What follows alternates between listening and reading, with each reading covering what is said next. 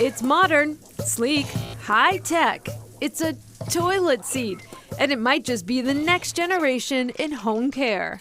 Most of the data that is collected may be more applicable to someone's health is what happens to them at home.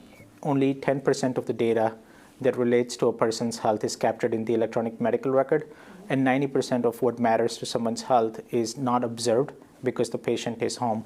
The Heart Seat is a new technology now being tested in a clinical trial at the UMass Chan Medical School in Worcester called Collating Outcomes with Mobile Monitoring, or Commode.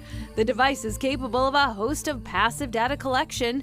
In the same way a smartwatch monitors data on your wrist, the smart toilet monitors data through your backside.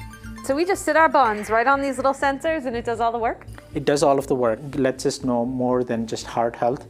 It lets us know how someone's flight or fight response or what their stress versus rest ruminant response is. Lead researcher Dr. Apurv Sawhney says the battery lasts a full year. No pesky charging issues. Temperature, heart rate, oxygen levels, a complete data dump, all recorded by these embedded sensors. And these sensors are called ballistocardiogram, and it measures tiny pressure differences as blood traverses through your buttocks and thigh region. And based off of that, with use of advanced analytics and artificial intelligence models, we can actually calculate blood pressure.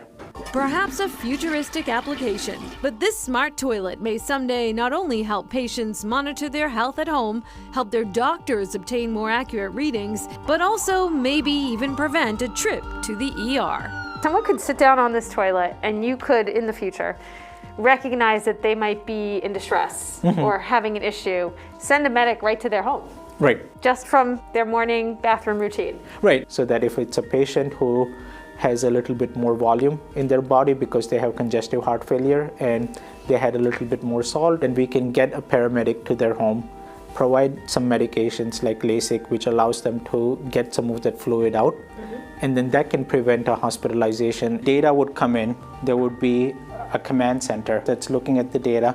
If we think that the suspicion is high enough for something catastrophic to happen, we can send paramedic right away. But a step below that, we can call the patient at home and ask them how they're doing. So the idea is to be more proactive as opposed to reactive. And it turns out someone's vitals is just as unique as a fingertip. Right, so if there's multiple people in the house, for example, doctors can just get the data from the patient they're working with. That's Chronicle for tonight. Thanks for joining us. I'm Anthony Everett. And I'm Shayna Seymour. Good night.